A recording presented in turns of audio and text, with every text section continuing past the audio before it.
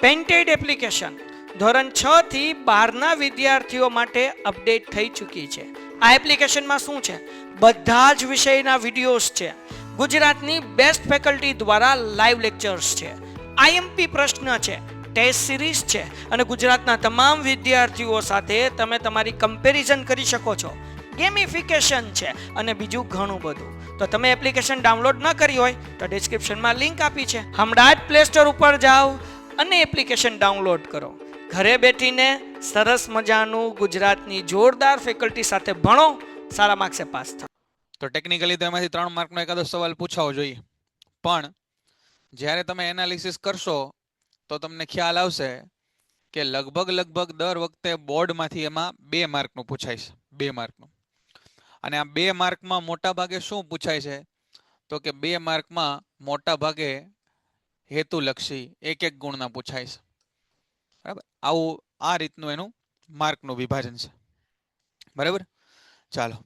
તો આની પહેલા આપણે 7મું ચેપ્ટર ભણ્યા, એના કન્સેપ્ટ ઉપરથી જ આપણે આ ચેપ્ટરની ચર્ચા કરવાની છે. બરાબર, તો શરૂ કરી દઈએ. તમારી ટેક્સ્ટ બુકમાં પેજ નંબર 128 ઉપર તમે આવી જાઓ. બરાબર, ટેક્સ્ટ બુકમાં પેજ નંબર 128 ઉપર. હેતુલક્ષી પ્રશ્નો કરવા હોય ને તૈયાર, તો આપણે પુસ્તકની એક લાઈન વ્યવસ્થિત વાંચવી પડે અને એને સમજવી પડે, ત્યારે જઈને આપણને હેતુલક્ષી પ્રશ્નો આવડે. બરાબર, ચાલો શરૂ કરી દઈએ આપણે હવે. ચાલો જોજો, પ્રકરણનું નામ છે આપણું આનુવંશિકતા, હેરિડિટી. આનુવંશિકતા.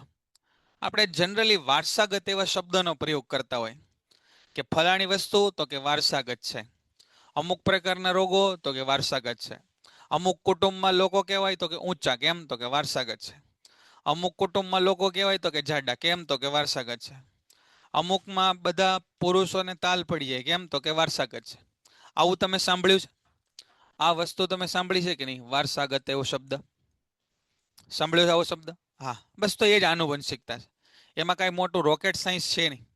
આનુવંશિકતા એટલે આપણે જે વારસાગત એવો શબ્દનો પ્રયોગ કરીએ ને, બસ એ જ તે આનુવંશિકતા છે. એ કઈ રીતે બને અને એની અંદર કયા કયા પ્રકારે ફેરફાર આવે ને, એ આપણે અહીંયા જોવાનું છે. જોજો, આપણે એક સરસ પ્રશ્નની પહેલા ભણ્યા. એ પ્રશ્ન કયો છે કે એ પ્રશ્ન છે કે આપણે, કોઈ મને કહેશે, ચાલો પ્રશ્ન હું તમને પૂછું કે પ્રજનનની પ્રક્રિયા એ મૂળભૂત રીતે શું કરવાની પ્રક્રિયા છે? જરા યાદ કરીને મને કહો, થોડુંક મગજ ઉપર જોર દેજો અને મને કહો કે પ્રજનન પ્રક્રિયાનું મૂળભૂત કામ શું છે? બાળ સંતતિ ઉત્પન્ન કરવાનું એ નહીં કહેતા, એ તો છે જ તે. એના સિવાય પ્રજનન પ્રક્રિયા બીજું શું એનો મૂળભૂત આગળ ઉધર? હા બરાબર છે. જો એક શબ્દ ધ્રુવીબેને કીધો હે કે ડીએનએ ની પ્રતિકૃતિ સર્જન કરવું એ કામ પ્રજનનનું છે. બરાબર ને? ડીએનએ ની પ્રતિકૃતિ સર્જન કરવું. અને આ ડીએનએ ની પ્રતિકૃતિ એટલે કોપી એ 100% એક્ઝેક્ટ નથી. આવું તમને કદાચ યાદ આવ્યું હશે જે ચર્ચા આપણે કરી હતી. બરાબર, કે ડીએનએ એની પ્રતિકૃતિનું સર્જન કરવાનું કામ, પ્રતિકૃતિ એટલે કોપી, આ ડીએનએ ની પ્રતિકૃતિનું સર્જન કરવાનું કામ કોનું છે? પ્રજનનનું છે. પણ આ પ્રક્રિયા 100% એક્ઝેક્ટ નથી. તમે કીધું એ બધા સાચા છે. બરાબર, કે પેઢી આગળ વધારવા માટે, બાળ સંતતિ ઉત્પન્ન કરવા માટે, પણ આ પ્રક્રિયા 100% વિશ્વસનીય નથી. કોઈ મને કહેશે કે ડીએનએ ની પ્રતિકૃતિ એક ખાલી જગ્યા પ્રક્રિયા છે, કેવા પ્રકારની પ્રક્રિયા છે અને આ પ્રક્રિયા છે એ 100% બરાબર છે. સરસ, જૈનિલભાઈએ કીધું જૈવ રાસાયણિક પ્રક્રિયા. બહુ સરસ. આઉટ પૂછાય આપણને હેતુલક્ષી પ્રશ્નોમાં કે જૈવ રાસાયણિક પ્રક્રિયાઓ છે એ 100% વિશ્વસનીય છે નહીં.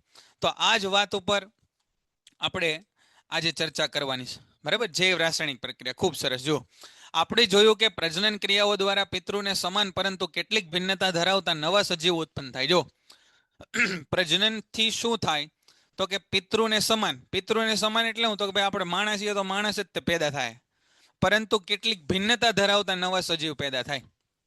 કેટલીક ભિન્નતા એટલે શું કે ભાઈ આપણી આંખ, નાક, વાળ, ત્વચા, બંધારણ, મગજ, આ તે એમાં થોડો ઘણો ફેરફાર આપણા મમ્મી પપ્પા કરતા હોય, એને કહેવાય ભિન્નતા. ઉત્પન્ન થાય.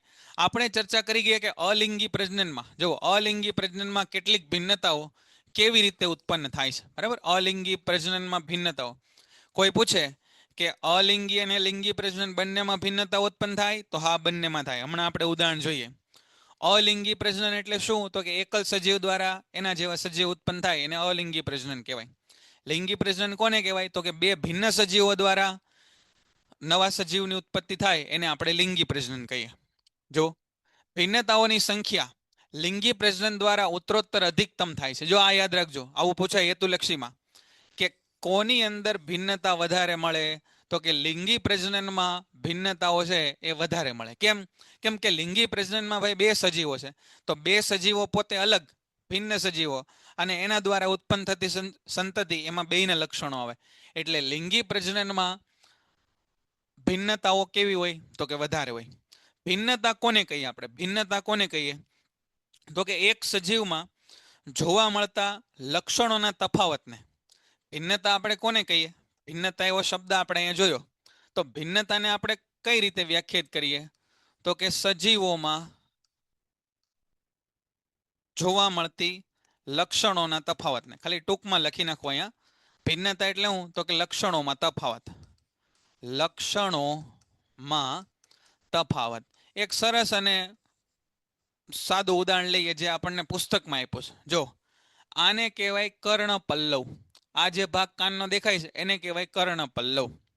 આ કર્ણપલ્લવ તમને છે ને બે પ્રકારના જોવા મળે.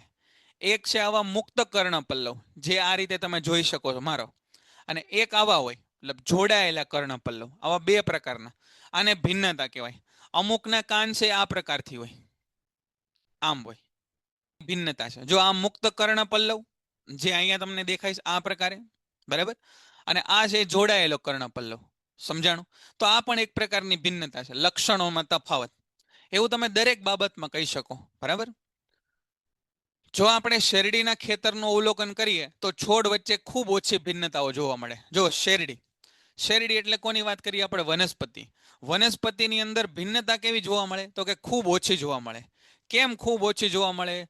તો કે ભાઈ આપણે એને છે ને એ વાનસ્પતિક પ્રજનનથી ઉગાવેલા હોય, તો એની અંદર પિતૃ પેઢીને ખૂબ સમાનતા જોવા મળે, એટલે ભિન્નતા ઓછી જોવા મળશે. પરંતુ માનવમાં, જો માનવ તેમજ મોટા ભાગના પ્રાણીઓ જે લિંગી પ્રજનન કરે એમાં વ્યક્તિગત સ્તરે અનેક ભિન્નતાઓ દ્રશ્યમાન થાય. તમે અહીંયા 100 લોકોને ઉભા રાખો, 100 તમને કેવા દેખાય? અલગ દેખાય.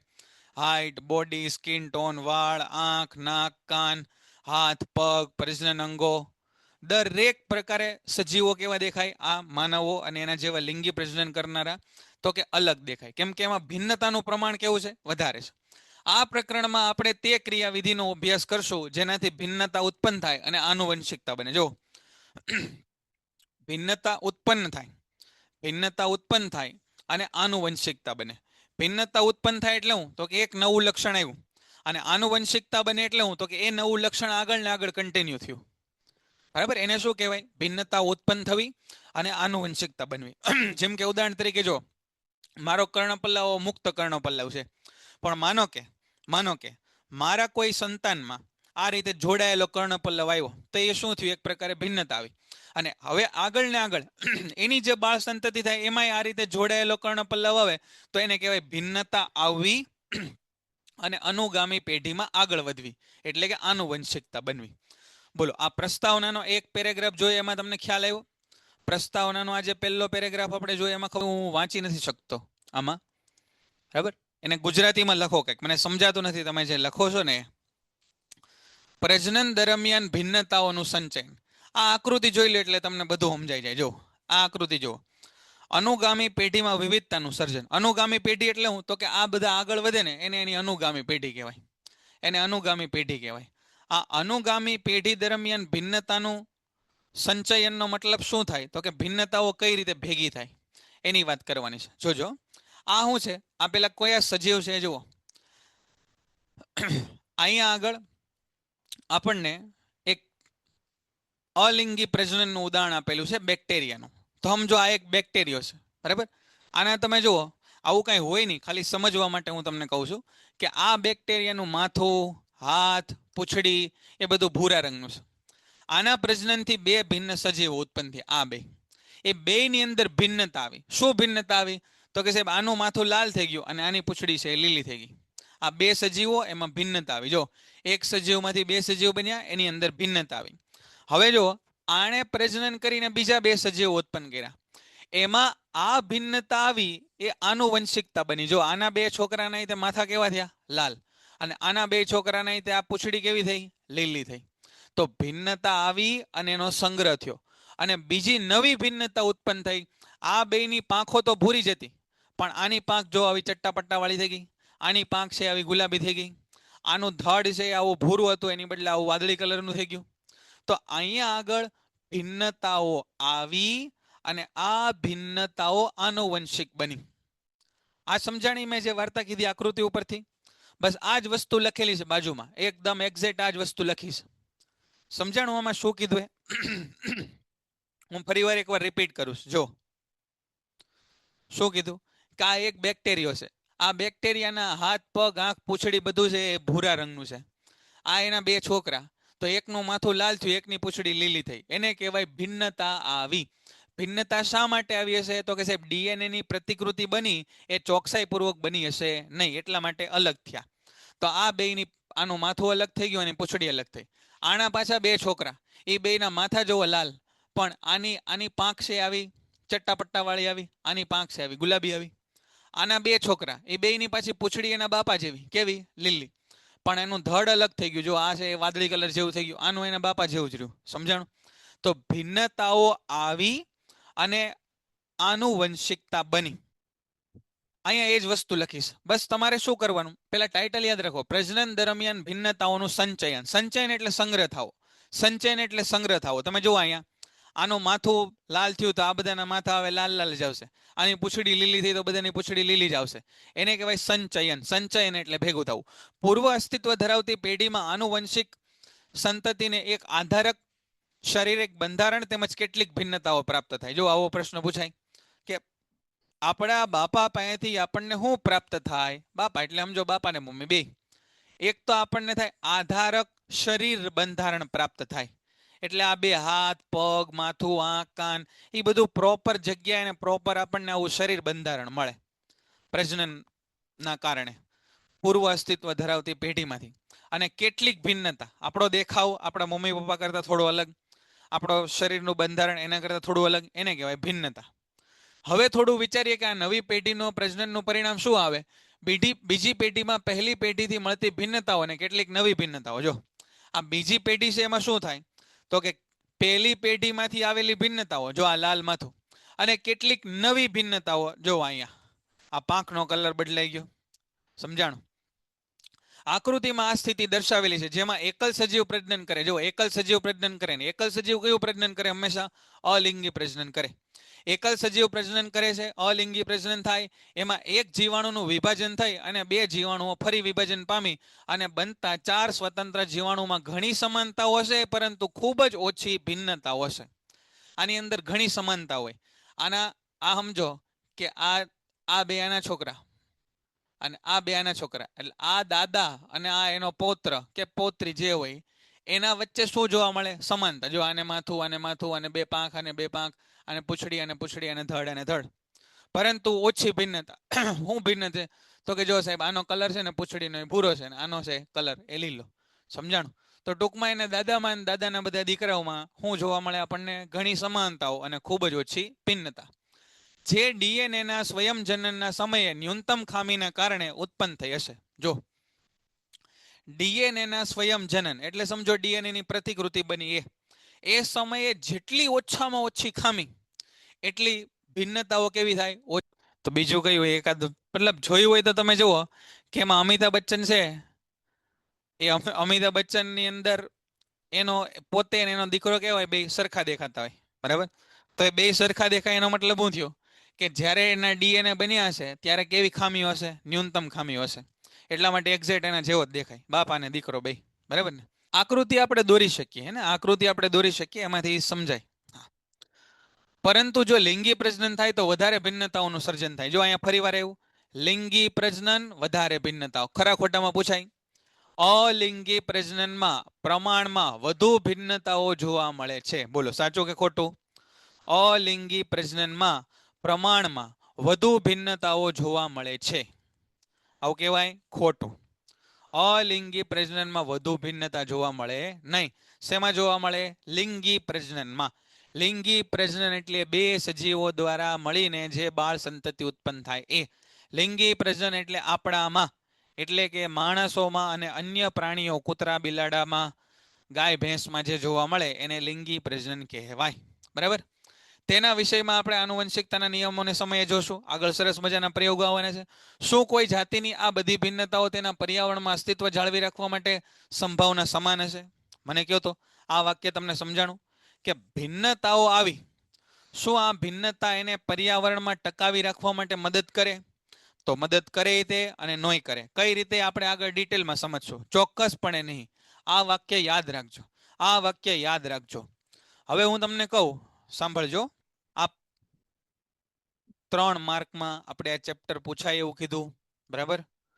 અને 3 માર્ક પુસ્તકમાં લખે છે, બ્લુ પ્રિન્ટમાં પણ પૂછાય છે 2 માર્કમાં મોટા ભાગે. અને મોટા ભાગે 2 માર્કનું. પહેલા 3 માર્કનું પૂછતા હતા, પછી 2 માર્કનું પૂછાય, હેતુલક્ષી પૂછાય એક એમાંથી. પણ આપણે 3 માર્કમાં પૂછાય તો તૈયાર રહેવાનું. 3 માર્કમાં એક પ્રશ્ન ખૂબ ઇમ્પોર્ટન્ટ છે, આમાં એ પૂછાવાની શક્યતા બહુ વધારે છે અને ભૂતકાળમાં પૂછાયેલા છે. આ વાક્ય વાંચો તો, શું કોઈ જાતિની આ બધી ભિન્નતાઓ તેમના પર્યાવરણમાં અસ્તિત્વ જાળવી રાખવાની સંભાવના એક સમાન છે? બરાબર. કોઈ ગરમ પ્રદેશની અંદર લોકો રહેશે તો એ લોકો ઠંડીમાં રહી ન શકે એવું બને, બરાબર? પણ ભાઈ અમુક બાળકો એવા પેદા થયા ને કે -20 ડિગ્રી સુધીનું તાપમાન છે ને એ સહન કરી શકતા હતા, એવા બાળકો પેદા થયા અમુક. તો આને કહેવાય ભિન્નતા. કે ભાઈ સામાન્ય રીતે તો માણસો આટલું બધું તાપમાન સહન ન કરી શકે, પણ આ બધા માણસો એવા પેદા થયા કે -20 ડિગ્રી સુધીનું તાપમાન સહન કરી શકે. અથવા સમજો અમુક પ્રાણી એવા પેદા થઈ ગયા, બરાબર, આપણી આજુબાજુ, જે જનરલી આપણે 30-40 ડિગ્રી સેલ્સિયસમાં રહેતા હોય એવા. પણ અમુક પ્રાણી એવા પેદા થયા કે ભાઈ -20 ડિગ્રી સુધી તાપમાન સહન કરી શકે. તો આ એને ટકવામાં ફાયદો કરાવશે. ધારો કે એવું બને નહીં, પણ ધારો કે માનો કે હિમાલયના બધા પર્વતો છે એ પડી ગયા અને ઠંડા પવનો આ તરફ આવવાના ચાલુ થયા અને તાપમાન અહીંનું ખૂબ ઘટી ગયું અને ઘટતા ઘટતા આ તાપમાન -10 ડિગ્રી સેલ્સિયસ સુધી પહોંચી ગયું. તો જે લોકો આવું નીચું તાપમાન સહન નહીં કરી શકે એ તો મરી જાય. પણ આ બધા જેની અંદર ભિન્નતાઓ આવી હતી અને નીચું તાપમાન સહન કરવા માટે સક્ષમ હતા એ લોકો જીવી જશે. તો ભિન્નતા જાતિનું અસ્તિત્વ ટકાવી રાખવા માટે મદદ કરે. ભિન્નતા છે એ જાતિનું અસ્તિત્વ ટકાવી રાખવા માટે મદદ કરે. આવું ઉદાહરણ બોલો આપણે જોયું હતું? મને તમે યાદ કરાવો કે ક્યાં આપણે આવું ઉદાહરણ જોયું હતું કે ભિન્નતા જાતિનું અસ્તિત્વ ટકાવી રાખવા માટે મદદ કરે. એમાં આપણે કયું ઉદાહરણ જોયું હતું? એ પ્રશ્ન પૂછાય છે, એ પ્રશ્ન પરીક્ષામાં પૂછાય છે કે ભિન્નતા જાતિનું અસ્તિત્વ ટકાવી રાખવા માટે મદદ કરે. તમે જુઓ પુસ્તકમાં લખેલો હશે એ પ્રશ્ન, આપણે એની ચર્ચા કરી હશે કે ભિન્નતા કઈ રીતે જાતિનું અસ્તિત્વ ટકાવી રાખવા માટે. હા, બરાબર છે, બેક્ટેરિયા વાળા. વાહ, સરસ. હાલો, જૈનિલભાઈએ જવાબ આપ્યો છે, બરાબર. હા, ભિન્નતાનું મહત્વ એ ટોપિક તમને પેજ નંબર 114 ઉપર આપેલો છે, હે ને? કે સમશીતોષ્ણ પાણીની અંદર બેક્ટેરિયા છે, તો કેટલાક બેક્ટેરિયા જો એવા પેદા થઈ જાય કે જે વધુ તાપમાન સહન કરી શકે તો એ જાતિનું અસ્તિત્વ ટકાવી રાખવા માટે મદદરૂપ થાય. ભિન્નતાથી પ્રકૃતિના આધારે વિવિધ સજીવોને વિવિધ પ્રકારના લાભ થઈ શકે. તમે જુઓ, તમે વિચારો કે તમે કાચીડાને જોયા હશે, એ પોતાના રંગ બદલી શકે. તમે અમુક પ્રકારના એવા સજીવો જોયા હશે, માનો કે એવા સાપ લીલા કલરના, કે જે લીલા રંગના વૃક્ષની અંદર બેઠા હોય છુપાઈને, તો તમને દેખાય નહીં કે એની અંદર સાપ છે. અથવા તો તમે એવા પ્રકારના કીટકો જોયા છે કે જે સૂકી જમીન ઉપર કે રેતીમાં ચાલતા હોય તો તમને દેખાય નહીં, એનો કલર છે એના જેવો થઈ ગયો હોય. તો આવું બધું એને હજારો વર્ષોની ભિન્નતાઓ બાદ એને આવા રંગો પ્રાપ્ત થયા હોય. સમજો છો કે જે એને ભિન્નતાના આધારે એને કંઈક લાભ થઈ શકે. સમજાય? તો આ બધી વાત અહીંયા આગળ આપણે કરી, બરાબર. જોજો હવે આગળ આપણે વાંચીએ. ઉષ્ણ તાપમાન સહન કરવાની ક્ષમતાવાળા જીવાણુ વધારે ગરમીથી બચવાની સંભાવના હોય તેની ચર્ચા આપણે પહેલા કરી ગયા. જો આપણે હમણાં વાત કરી, પર્યાવરણીય પરિબળો દ્વારા ભિન્નતાઓની પસંદગી ઉદ્વિકાસનો આધાર બને. જો આ બહુ સરસ સ્ટેટમેન્ટ આપ્યું છે. આમાંથી 1 માર્કનો સવાલ પૂછાય. પર્યાવરણીય પરિબળો દ્વારા ભિન્નતાઓની પસંદગી ઉદ્વિકાસ પ્રક્રિયાનો આધાર બને. પર્યાવરણ દ્વારા ભિન્નતાની પસંદગી કઈ રીતે થાય ભાઈ? તમે સમજો. જો તમે ક્યાંય ઠંડા પ્રદેશમાં ગયા હોય, તમે ક્યાંય ઠંડા પ્રદેશની અંદર ગયા હોય, તો તમે જોશો કે ત્યાં આગળ પ્રાણીઓ રૂછડાવાળા હોય વધારે. ત્યાં આગળ પ્રાણીઓ છે એ રૂછડાવાળા હોય, બરાબર. પછી એ ગાય હોય કે કૂતરું હોય કે બીજા પ્રાણીઓ રૂછડાવાળા હોય. એવું કઈ રીતે થયું હશે? અને આપણે અહીંયા કૂતરા તમે જો ખહુરિયા હોય. તમે ગયા હોય કે ઠંડા પ્રદેશમાં, હિમાચલ ગયા હોય કે પછી મનાલી ગયા હોય, શિમલા ગયા હોય, ત્યાં આગળ શેરીના કૂતરા તમે જોશો તો લાંબા લાંબા રૂછડાવાળા હશે. ગાયો તમે જોશો તો પ્રમાણમાં વધારે ફર એટલે રૂછડાવાળી હશે. તો આવું કેમ થઈ ગયું? તો કે ભાઈ પર્યાવરણીય પરિબળના કારણે એમાં ભિન્નતા આવી. એ ઠંડીના પ્રદેશમાં રહે છે, તો ઠંડીવાળું તાપમાન સહન કરવા માટે ભગવાને એને બ્લેન્કેટ આપી દીધું. એટલે એ પોતે આપણી જેમ જેકેટ ને એવું તો પહેરી નથી શકતા, તો એને કુદરતે આ વસ્તુ આપી, બરાબર. આપણે એવું લાગશે તો ડાઉટના સેશનને એવું ગોઠવશું, કદાચ કોઈને કંઈ ડાઉટ રહી ગયા હોય તો, બરાબર. સિલેબસ પૂરો થાય પછી આપણે રિવિઝન કરાવશું, એમાં ડાઉટના લેક્ચર છે એ મોકલશું, બરાબર. અને એવું લાગે તો આપણે એવો કંઈક પ્રયાસ કરશું કે બધા ચેપ્ટરનું જ્યારે જ્યારે રિવિઝન કરાવીએ ત્યારે હું તમારી પાસેથી પહેલેથી ફીડબેક લઈ લઉં કે હવે કયા કયા પ્રશ્નો છે કે જેમાં તમને નાના મોટા ડાઉટ હોય તો એનું સોલ્યુશન બરાબર. તો ટૂંકમાં ભાઈ ગાય સમજો, તમે જે કયો, ગાય કયો, ખૂંટિયા કયો, કૂતરા બિલાડા, તો સજીવોનું બંધારણ કેવું રહે? સમાન રહે. ક્યારે એવું નહીં થાય કે ભાઈ એક નવ દંપતી હતું, એને લગ્ન કર્યા, એ બેન છે એ 9 મહિના પ્રેગ્નેન્ટ રહે, એના ઘરે બિલાડું આવ્યું, એવું નહીં થાય ને, બરાબર. શરીર બંધારણ કેવું રહે? સમાન રહે. આનુવંશિકતાના નિયમ એવી પ્રક્રિયા નિર્ધાર કરે છે કે જેના દ્વારા લક્ષણો અને લાક્ષણિકતાઓ પૂર્ણ વિશ્વસનીયતા સાથે વંશ પરંપરાગત થાય. બિલકુલ ચિંતા કરવાની જરૂર નથી. છોકરો છોકરી થઈ જાય, જાડા પાતળા થઈ જાય, લાંબા ટૂંકા થઈ જાય, કાળા ધોળા થઈ જાય, બરાબર. પણ એવું નહીં થાય કે ભાઈ સંતતિ છે એ માણાની બદલે પ્રાણી આવી, પ્રાણી જેવા માણા આવી શકે, માણા ન હોય એવો માણા આવે, પણ દેખાવમાં તો એ માણા જ લાગતો હશે, તમારી મારા જેવો, બરાબર. હાથ પગ મોઢું આંખ આ તે બધું. તો આ નિયમોના પેન્ટેડ એપ્લિકેશન ધોરણ 6 થી 12ના વિદ્યાર્થીઓ માટે અપડેટ થઈ ચૂકી છે. આ એપ્લિકેશનમાં શું છે? બધા જ વિષયના વિડીયોઝ છે. ગુજરાતની બેસ્ટ ફેકલ્ટી દ્વારા લાઈવ લેક્ચર્સ છે, આઈએમપી પ્રશ્ન છે, ટેસ્ટ સિરીઝ છે, અને ગુજરાતના તમામ વિદ્યાર્થીઓ સાથે તમે તમારી કમ્પેરિઝન કરી શકો છો. ગેમિફિકેશન છે અને બીજું ઘણું બધું. તો તમે એપ્લિકેશન ડાઉનલોડ ન કરી હોય તો ડિસ્ક્રિપ્શનમાં લિંક આપી છે, હમણાં જ પ્લે સ્ટોર ઉપર જાઓ અને એપ્લિકેશન ડાઉનલોડ કરો. ઘરે બેઠીને સરસ મજાનું ગુજરાતની જોરદાર ફેકલ્ટી સાથે ભણો, સારા માર્ક્સે પાસ થાઓ. આપણે ધ્યાનપૂર્વક અભ્યાસ કરવો છે, બરાબર. આનુવંશિકતા એવું આપણે કોને કહીએ? તો કે આનુવંશિકતા એટલે સજીવોમાં પેઢી દર પેઢી લક્ષણોનું વહન થાય, એને આપણે આનુવંશિકતા કહીએ. હા, અહીંયા હું બોલતો જઈશ, આપણે જે પ્રશ્ન ઇમ્પોર્ટન્ટ હશે ને એ હું તમને કહેતો જઈશ, હો ને. સમર્થભાઈ, સમજાતું શું નથી એ તમે કહેશો તો હું તમને સમજાવી શકીશ. અહીંયા આગળ 3 લાઈન વાંચી એ તમને ખબર પડી?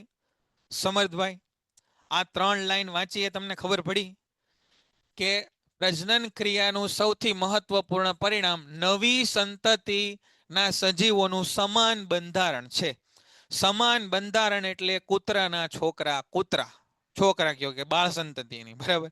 બિલાડી પ્રેગ્નેન્ટ થાય તો બિલાડી જ આવે, ઘેટા પ્રેગ્નેન્ટ થાય તો ઘેટા જ નવા આવે, ઘેટાના બચ્ચા ગલુડિયા થાય ને ગાયું વિયાય તો ભેંસ આવે, એવું ક્યારેય થાય નહીં. આટલું એકદમ સિમ્પલ સરળ એવું કહે છે બેટા કે અહીંયા આગળ અલિંગી પ્રજનનમાં ભિન્નતા આવે. જો આનું માથું બદલાણું, આની પૂંછડી બદલાણી, પણ એક વસ્તુ બદલાય, બાકી બધું તો સમાન જ રહે. આ 2 પાંખ, આ પૂંછડી, આવું કઈ છે નહીં. હું તમને ખાલી સમજાવું છું, આ ખાલી ઉદાહરણ લઈને કે જો આ માથું, આ 2 પાંખ, આ પૂંછડી, આ ધડ, માથું, પાંખ, પૂંછડી, ધડ, એ બધું સમાન જ રહે, ખાલી રંગો બદલાણા.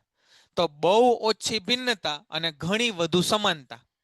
બેઝિક બંધારણ તો સમાન જ રહે. છોકરાઓમાં બદલાયું તો કે આંખનો રંગ બદલાય, કાન આમ હોય તો આમ આવી રીતે આવે, વાળ લાંબા થવાનો હોય તો ટૂંકા થાય, જાડા થવાનો હોય તો પાતળા થાય, બરાબર. પણ મેં તમને કીધું એમ સજીવનું બંધારણ છે એ સમાન જ રહેશે. 2 હાથ, 2 પગ, 2 આંખ એમ જ આવશે. એવું નહીં થાય ભાઈ કોકને 4 આંખ વાળા છોકરા આવ્યા, કોકને 5 કાન વાળા છોકરા આવ્યા, કોકને 32 દાંતની બદલે 50 દાંત વાળા છોકરા આવ્યા, એવું નહીં થાય ભાઈ, એવું થશે નહીં. આપણું બેઝિક બંધારણ કેવું રહેશે? સમાન રહેશે. આ અલિંગી પ્રજનન છે. એમાં ભિન્નતાઓ આવશે ખરા, પણ પ્રમાણમાં કેવી આવે? ઓછી આવે. પેલું છે એ લિંગી પ્રજનન છે. એમાં ભિન્નતાઓ આવશે ખરા, પણ પ્રમાણમાં કેવી આવશે? વધુ આવશે. જેમ કે જુઓ, આનુવંશિકતાના લક્ષણો એની વાત કરીએ. આનુવંશિકતા એટલે આપણે શું કીધું? તો કે સજીવોમાં પેઢી દર પેઢી લક્ષણોની વહનની પ્રક્રિયા. આનુવંશિકતા એટલે શું થાય? આનુવંશિકતા તો કે પેઢી દર પેઢી લક્ષણોના વહન, લક્ષણોનું વહન, પેઢી દર પેઢી લક્ષણોનું વહન, એને આપણે કીધું આનુવંશિકતા. બરાબર? તમે લોકો કૂતરા જોયા હશે, ગલુડી આવે તો તમે જો ચટ્ટા પટ્ટા વાળા કૂતરા હોય તો એને ગલુડિયા એવા જ હોય. બરાબર? અમુક અમુક ગલુડિયા છે એના કલર અલગ હોય, તો એ શું કહેવાય? એ ભિન્નતા કહેવાય. માનો કે એની માં છે એ કાળા રંગની હોય, તો ગલુડિયા કદાચ છે ભૂખરા રંગના થયા હોય, કે કાળા ધાબા, ધોળામાં કાળા ધાબા વાળા થયા હોય, એવું બની શકે ને, એને ભિન્નતા કહેવાય. બરાબર? એની જેવા લાગે એને સમાનતા હશે. એને 4 પગ, એ રીતે ભાવ ભાવ કરતું હશે. કોઈ કૂતરાનું બચ્ચું મ્યાઉ મ્યાઉ નહીં કરતું હોય. સમજાણું? એ બધી સમાનતા. એ શું બન્યું? આનુવંશિકતા. તો આ પહેલું વાક્ય જ આપણને કહે કે પ્રજનન ક્રિયાનું મહત્વપૂર્ણ પરિણામ નવી સંતતિમાં સજીવોનું સમાન બંધારણ છે. આનુવંશિક લક્ષણો. વાસ્તવમાં સમાનતા તેમજ ભિન્નતા, જો સમાનતા અને ભિન્નતાનો અર્થ આપણે શું કરીએ? આપણે જાણીએ છીએ કે બાળકમાં માનવ સજીવના આધારભૂત લક્ષણો હોય, આને સમાનતા કહેવાય. જોજો, બાળકમાં માનવના બધા આધારભૂત લક્ષણો હોય. બાળકને આ રીતે 2 આંખ હોય, નાક હોય, હાથ હોય, પગ હોય, લિંગ હોય. આ રીતે મનુષ્યનું જે મોટો પુખ્ત મનુષ્ય હોય એવું જ બંધારણ છે એ નાના સજીવનું હોય, બાળ સજીવનું હોય. છતાં પણ પૂર્ણ રૂપે તેઓ પોતાના પિતૃઓ જેવા દેખાતા નથી. આમ માનવ વસ્તીમાં ભિન્નતાઓ આપણને જોવા મળે. જો અહીં લખ્યું સમાનતા એટલે શું? તો કે બાળકમાં માનવના બધા આધારભૂત લક્ષણો હોય. એક ગલુડિયું તમે જુઓ તો ગલુડિયામાં કૂતરાના બધા આધારભૂત લક્ષણો હોય, એને સમાનતા કહેવાય. પણ હમણાં વાત કરી કે કાળી કૂતરીના ધોળા ગલુડિયા આવ્યા, તો એ શું કહેવાય? ભિન્નતાઓ કહેવાય. બરાબર? પૂર્ણ સ્વરૂપે તેઓ પોતાના પિતૃઓ જેવા દેખાતા નથી. માનવ વસ્તીમાં આ ભિન્નતાઓ મોટા પાયે અને સ્પષ્ટ દેખાય.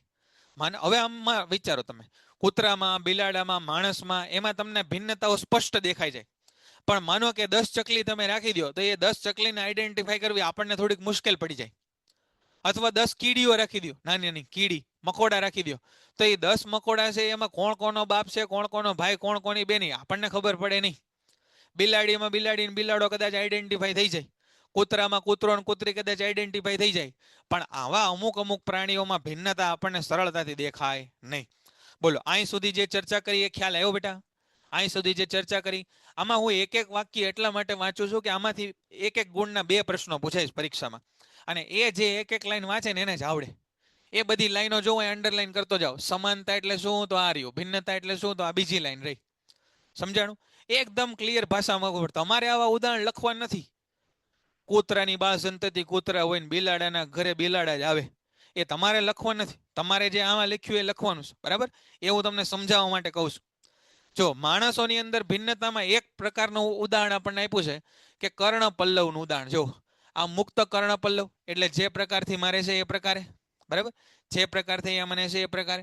અને આ છે જોડાયેલો કર્ણ પલ્લવ. જોડાયેલો કર્ણ પલ્લવ જોયો હશે તમે ક્યાંક, અથવા તમારે રીતે હોઈ શકે. જોડાયેલો કર્ણ પલ્લવ, આ એક પ્રકારની ભિન્નતા થઈ.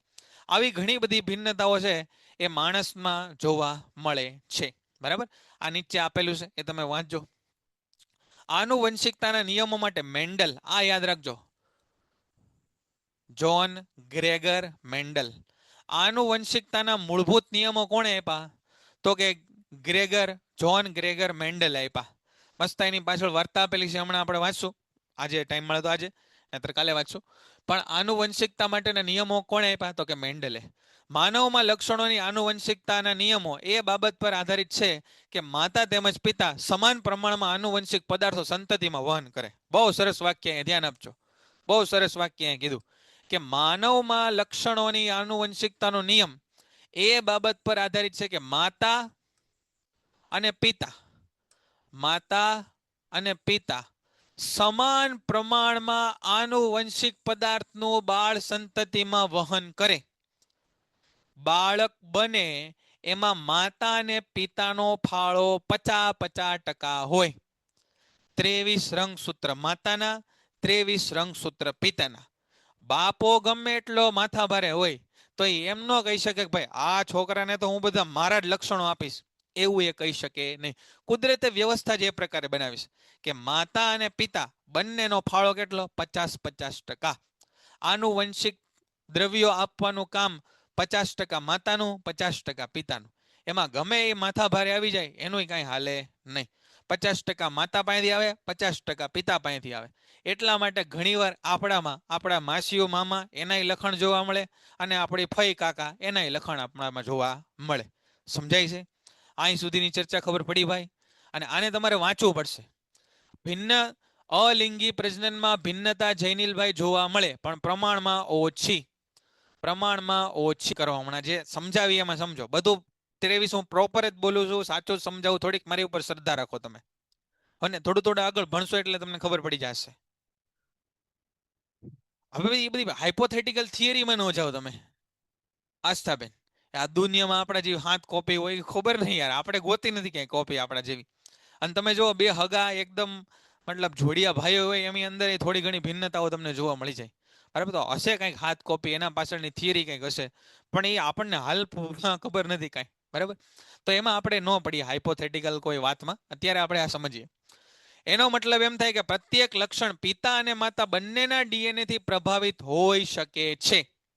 બરાબર, જો શું લખ્યું? બંનેના લક્ષણોથી પ્રભાવિત હોઈ શકે. હવે માનો કે કોઈ ભાઈ છે ઊંચા છે અને એની પત્ની છે નીચે છે, તો છોકરાની અંદર કયું લક્ષણ આવશે? બરાબર, બેયના તો નહીં આવે. તો એની ચર્ચા હવે આપણે કરવાની છે. જો લક્ષણ માટે પ્રત્યેક સંતતિ પાસે 2 વિકલ્પ હોય. જો સાંભળો, લક્ષણો માટે પ્રત્યેક સંતતિ પાસે 2 વિકલ્પ હોય. 2 વિકલ્પો કયા? મેં તમને કીધું કે ભાઈ બાપો છે એ કાળો છે ને માં છે એ ગોરી છે. તો આપણી પાસે 2 વિકલ્પ હોય એનો મતલબ આપણને કોઈ આમ ગર્ભમાં હોય ત્યારે પૂછતું નથી કે ભાઈ તમારા બાપુજી છે એ કાળા છે અને તમારા માતા છે એ ગોરા છે, તો તમારે કાળા થવું છે કે ગોરા થવું છે, એવું કાંઈ પૂછતા નથી. એ મતલબ ઓટોમેટિક થઈ જ જાય. કાળા હશે તો કાળા ને ગોરા હશે તો ગોરા. કઈ રીતે થાય, શા માટે, એ આપણે હમણાં આના પછીના ટોપિકમાં ભણશું. તો પછી સંતતિમાં કયું લક્ષણ આવશે એ આપણને કઈ રીતે ખબર પડે? તો જો મેન્ડલ નામના વૈજ્ઞાનિકે આ આનુવંશિકતાના મુખ્ય નિયમો યાદ રાખજો. જ્હોન ગ્રેગર મેન્ડલ નામના વૈજ્ઞાનિકે આનુવંશિકતાના મુખ્ય નિયમો પ્રસ્તુત કર્યા. અને 1 સદી કરતા પણ પહેલા કરેલા પ્રયોગો વિશે જાણવું ખૂબ રોચક છે. આ બધું એણે 100 થી 100 વર્ષ કરતા તે પહેલા આપેલું છે અને એના વિશે જાણવું ઘણું રોચક છે. એની વાત આપણે આવતા લેક્ચરમાં કરવાની છે. એમાં તમારે 100% ધ્યાન રાખવું પડશે તો જ ખબર પડશે, અન્યથા નહીં ખબર પડે. બોલો, અહીં સુધીની ચર્ચા કરીએ બેટા, સમજાણું? ખ્યાલ આવ્યો બધાને? કાંઈ પ્રશ્ન હોય તો કયો. બરાબર, સરસ. જો તો હવે તમે એક જ કામ ધંધો કરજો. પુસ્તકમાંથી એક લાઈન વ્યવસ્થિત વાંચજો, ટોપિકના નામ વાંચજો, અને જો કોઈ સાહિત્ય તમારી પાસે હોય તો એમાંથી કેવા પ્રશ્નો બને ને એ તમે વાંચો. અને જૂના બોર્ડના પેપર તમને મળે ને તો એ બધા બોર્ડના પેપર જોજો કે 3 માર્કનું આમાં કે છે બોર્ડવાળા પૂછશું, પણ પૂછે 2 માર્કનું. અને એમાંય પાછા છે 2 હેતુલક્ષી પ્રશ્નો પૂછે. બરાબર, મોટા ભાગે એમાં ફેરફાર નથી થતો, પણ ફેરફાર થાય તો આપણે તૈયારીમાં રહેવાનું. 3 માર્કનો પ્રશ્ન પૂછાય તો આપણે છે એ અટેમ્પ્ટ કરી શકીએ. 3 માર્કના આઈએમપી પ્રશ્નો હવે આવશે. હવે જે આપણે આવતા લેક્ચરમાં ભણશું, મતલબ આવતીકાલે, એ પ્રશ્નો ખૂબ અગત્યના છે. મેન્ડલના વટાણાના પ્રયોગો સમજાવવાના અને લિંગ નિશ્ચયના 2 મોટા સરસ પ્રશ્નોમાંથી બને છે. ત્રીજો એક પ્રશ્ન બને છે, એ આપણે આવે ત્યારે તમને કહેશું. બરાબર, ખ્યાલ આવી ગયો? તો આટલું કામ આપણે રાખીએ છીએ. બરાબર, ઘરકામમાં મેં તમને કીધું એમ વાંચવાનું છે તમારે, જેટલું આપણે અત્યારે ચર્ચા કરી, અને એમાંથી જે કંઈ શક્ય પ્રશ્નો બને એને તમે સોલ્વ કરવાની કોશિશ કરજો. બરાબર, તો મળીએ ફરી પાછા આવતા લેક્ચરમાં. જય પેન્ટેડ એપ્લિકેશન ધોરણ 6 થી 12ના વિદ્યાર્થીઓ માટે અપડેટ થઈ ચૂકી છે. આ એપ્લિકેશનમાં શું છે? બધા જ વિષયના વિડીયોઝ છે. ગુજરાતની બેસ્ટ ફેકલ્ટી દ્વારા લાઈવ લેક્ચર્સ છે. આઈએમપી પ્રશ્ન છે, ટેસ્ટ સિરીઝ છે, અને ગુજરાતના તમામ વિદ્યાર્થીઓ સાથે તમે તમારી કમ્પેરિઝન કરી શકો છો. ગેમિફિકેશન છે અને બીજું ઘણું બધું. તો તમે એપ્લિકેશન ડાઉનલોડ ન કરી હોય તો ડિસ્ક્રિપ્શનમાં લિંક આપી છે. હમણાં જ પ્લે સ્ટોર ઉપર જાઓ અને એપ્લિકેશન ડાઉનલોડ કરો. ઘરે બેઠીને સરસ મજાનું ગુજરાતની જોરદાર ફેકલ્ટી સાથે ભણો, સારા માર્ક્સે પાસ થાઓ.